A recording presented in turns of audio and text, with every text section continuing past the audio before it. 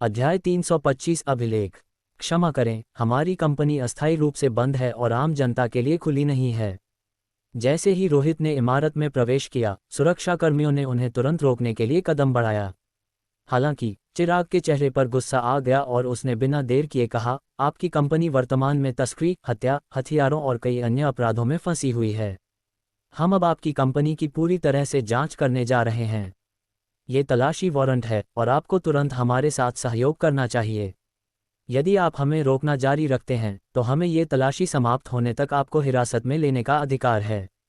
सुरक्षाकर्मी तुरंत हक्के बक्के रह गए। रोहित ने उनकी ओर बिना ध्यान दिए देखा। वह प्रक्रियाओं का पालन करने में कोई रुचि न दिखाते हुए आगे बढ़ गया। उसे परिणामों से मतलब था। बिना किसी हिचकिचाहट के उसने भूत क्षेत्र को सक्रिय कर दिया।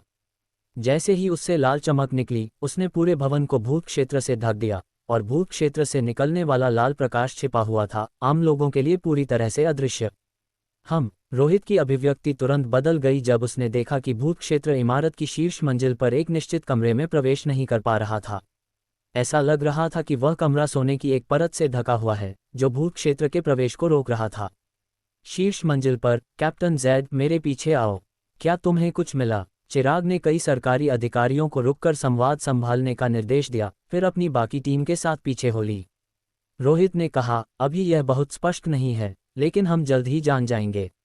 बाकी इमारत में कोई समस्या नहीं है, इसलिए मंजिल दर मंजिल खोज करने में ऊर्जा बर्बाद करने की आवश्यकता नहीं है। एकमात्र समस्या एक कमरे के साथ है। अगर हमें वहां सबूत नहीं मिले तो आज के प्रयास व्यर्थ हो जाएंगे। आप इतने सुनिश्चित कैसे हो सकते हैं?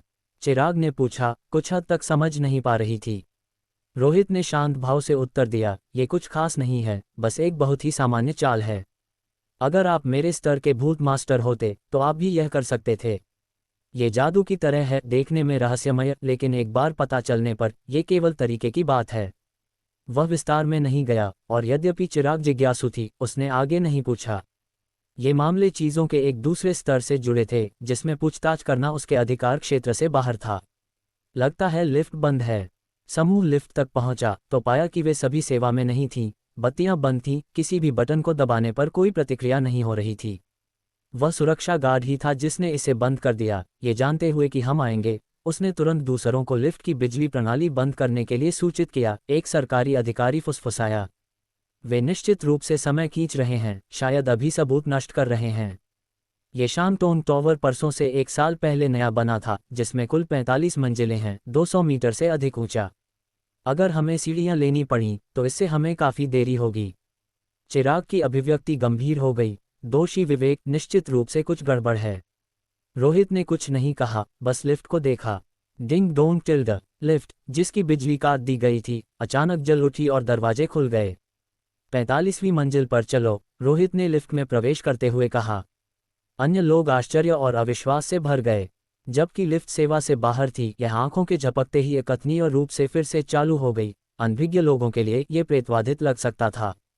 एक अविश्वसनीय भूत मास्टर, चिराग खुद से सोचे बिना नहीं रह सकी। बॉस, यह अच्छा नहीं है।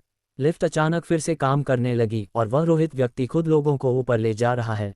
लॉबी में मौजूद मिश्रित नस्ल की महिला रिसेप्शनिस्ट ने समूह को लिफ्ट में गायब होते देखकर तुरंत किसी को सूचित करने के लिए फ़ोन किया। तुम क्या कर रही हो? पास के सरकारी अधिकारी ने यह देखा और तुरंत फटकार लगाई, हम वर्तमान में तलाशी ले रहे हैं, किसी को भी संचार उपकरणों का उपयोग करने की अनुमति नहीं है। कसीटे, छोटा आदमी उम्मीद से ज़्यादा तेज है। उसे रोको, 20वीं मंजिल से पहले लिफ्ट को रोक दो। मेरी प्यारी, मुझे विश्वास है कि तुम ये कर सकती हो। फ़ोन पर टूटी फूटी चीनी में एक अजीब आवाज़ ने कहा। मिश्रित नस्ल की महिला रिसेप्शनिस्ट ने लिफ्ट पर बढ़ते नंबरों पर एक नज़र डाली, फिर इसे 20वीं मंजिल पर रोकने के लिए तेजी से अपने कंप्यूटर का उपयोग किया। लेकिन जैसे ही उसने अपना ऑपरेशन पूरा किया, उसने पाया कि नंबर सभी तर्क को धता बताते हुए 10वीं मंजिल से 25वीं, फिर 40वीं। पलक झपकते ही ये 45वीं मंजिल पर पहुंच गया। बॉस, शायद आपको अपना समाधान निकालना चाहिए। लिफ्ट नियंत्रण से बाहर है, ये रोहित का काम होना चाहिए, मिश्रित नस्ल की महिला ने अंग्रेजी में उत्तर दिया। इससे पहले कि वह खत्म कर पाती, आने वाले सरकारी अधिकारी ने उसका फ़ोन काट दिया और कड़ाई से चेतावनी दी, मैंने तुम्हें पहले ही बता दिया है, कोई फ़ोन कॉल नहीं। क्षमा करें सर, मैंने चीनी बहुत अच्छे से नहीं सीखी। क्या आप वह फिर से कह सकते हैं? मिश्रित नस्ल की रिसेप्शनिस्ट ने भाषा में कठिनाई का दिखावा करते हुए एक मनमोहक मुस्कान के साथ कहा। जल्दी, मिस्टर रोहित शीर्ष मंजिल पर पहुंचे।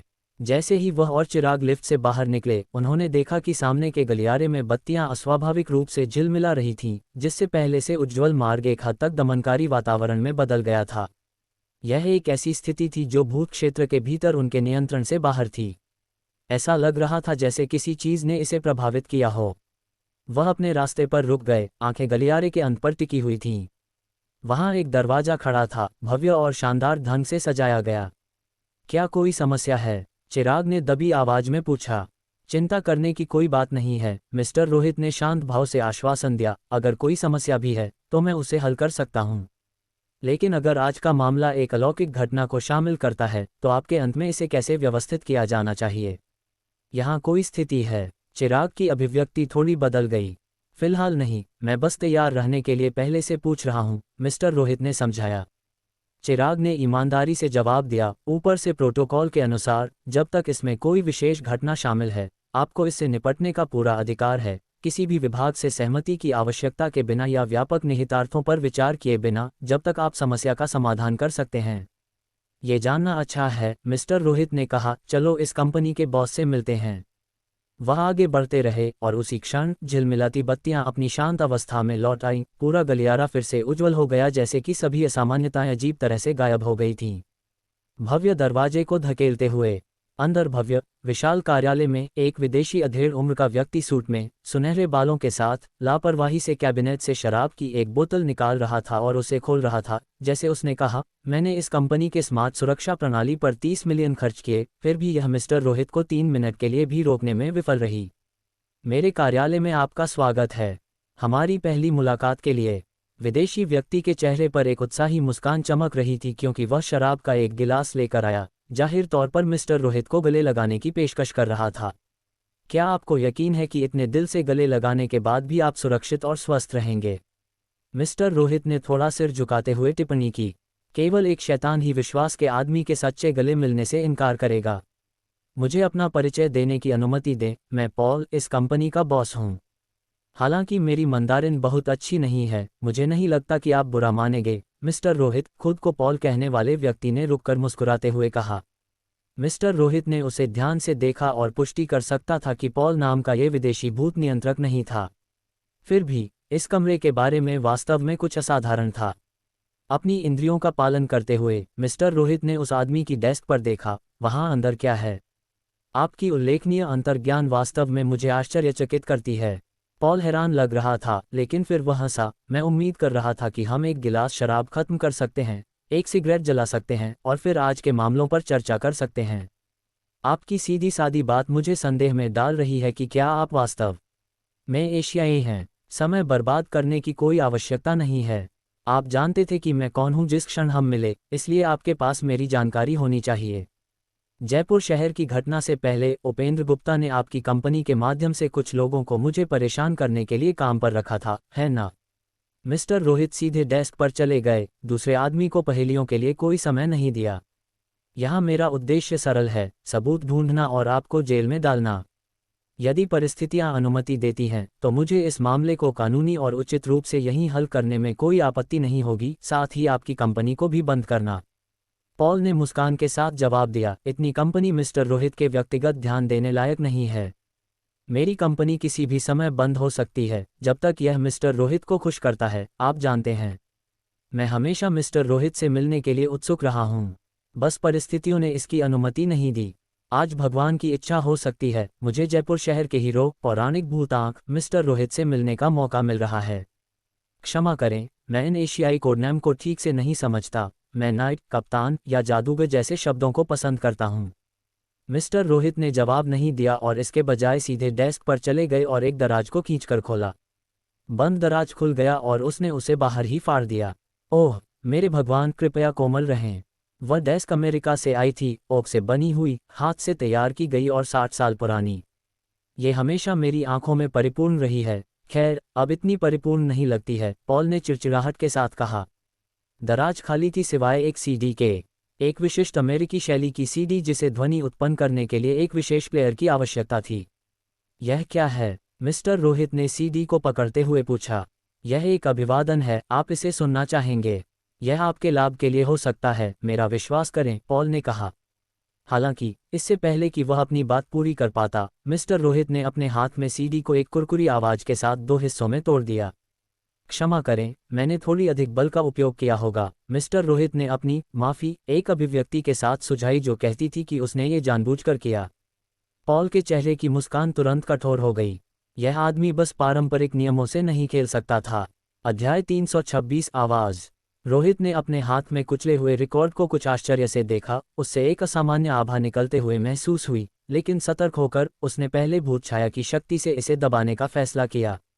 उसे आश्चर्य हुआ कि वह चीज़ इतनी भंगुर थी कि तुरंत टूट गई, जिसमें अलौकिक वस्तुओं के विशिष्ट लक्षण नहीं थे। इसके अलावा जैसे ही वस्तु क्षतिग्रस्त हुई, वह सनसनी भी गायब हो गई थी। ये निश्चित रूप से अलौकिक वस्तु नहीं है, अन्यथा वह पॉल इसे रिकॉर्ड के लिए एक कागज़ के बैग में इतनी खुलेआम रखने की हिम्मत कभी नहीं करता। इसे बहुत पहले सोने में सील कर दिया जाना चाहिए था, उसने देखा, कुछ भी असामान्य न देखते हुए। हालांकि पॉल का चेहरा कुछ अस्वाभाविक लग रहा था, वह हैरान नहीं लगा। उसने कहा, शायद अब समय आ गया है कि हम बैठकर एक गंभीर बातचीत करें, मिस्टर रोहित। उसकी मुस्कान गायब हो गई, जिसकी जगह गंभीरता के एक स्पर्श ने ले ली। लेकिन रोहित ने जवाब दिया, कोई जल्दी नहीं, पहले तलाशी खत्म करते हैं, फिर बात करेंगे।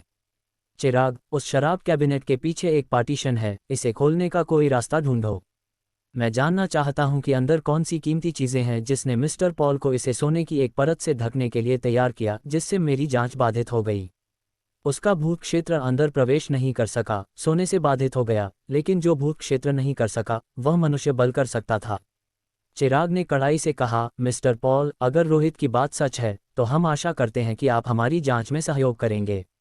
आप जानते हैं कि हमारे पास एक तलाशी वारंट है और आपकी कंपनी के किसी भी हिस्से का निरीक्षण करने का अधिकार है।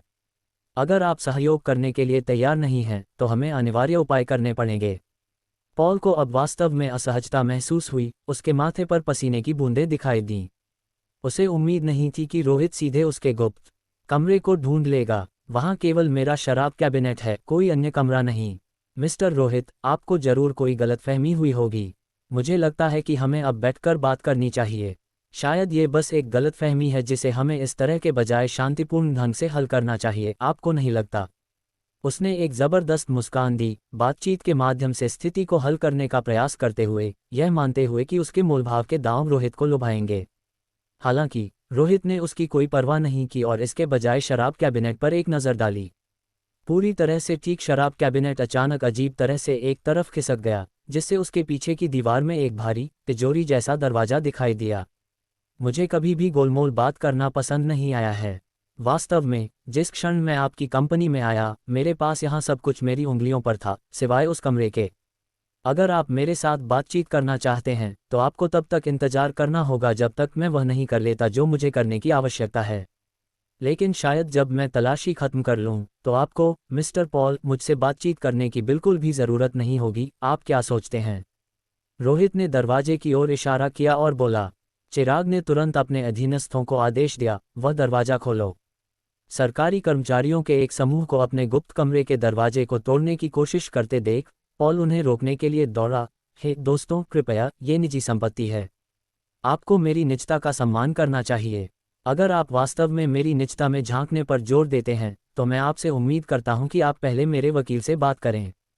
रोहित लापरवाही से एक सोफे पर बैठ गया, शांति से बोल रहा था, मुझे लगता है कि आपके लिए बैठना और थोड़ी देर शांत रहना बेहतर है। आप जानते हैं कि मेरे यहाँ होने पर कोई भी संघर्ष बेकार है। आपके हाथों में मेरी जानकारी है और मुझे विश्वास है कि आप ये जानने के लिए काफ़ी होशियार हैं कि क्या किया जाना चाहिए।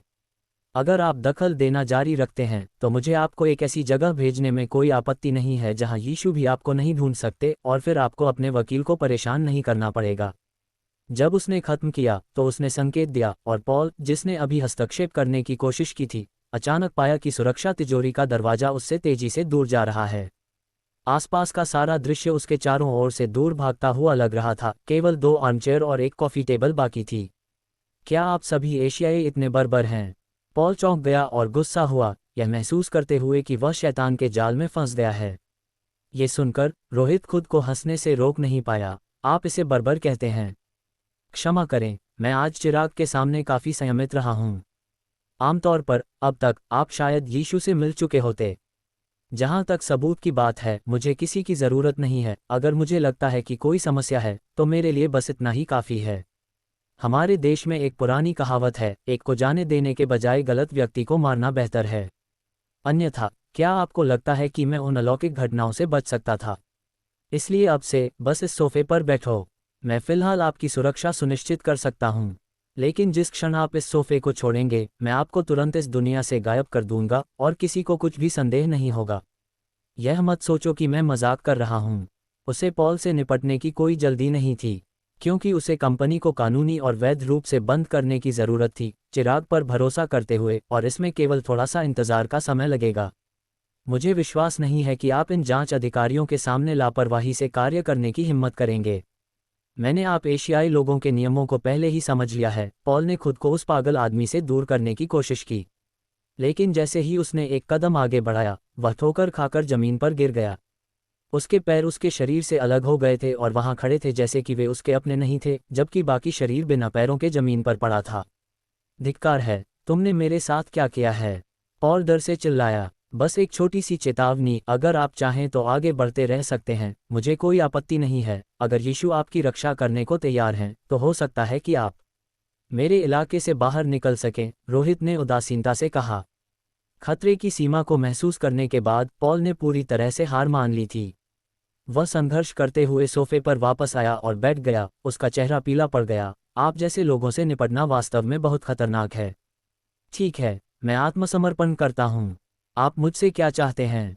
जानकारी, पैसा या बदला? मैं मानता हूँ पिछली बार आपके घर पर मुसीबत पैदा करने वाले लोग वास्तव में मेरी कंपनी के कर्मचारी थे, लेकिन आपको समझना चाहिए कि हम केवल काम संभालते हैं, कौन मरता है ये हमारी चिंता नहीं है।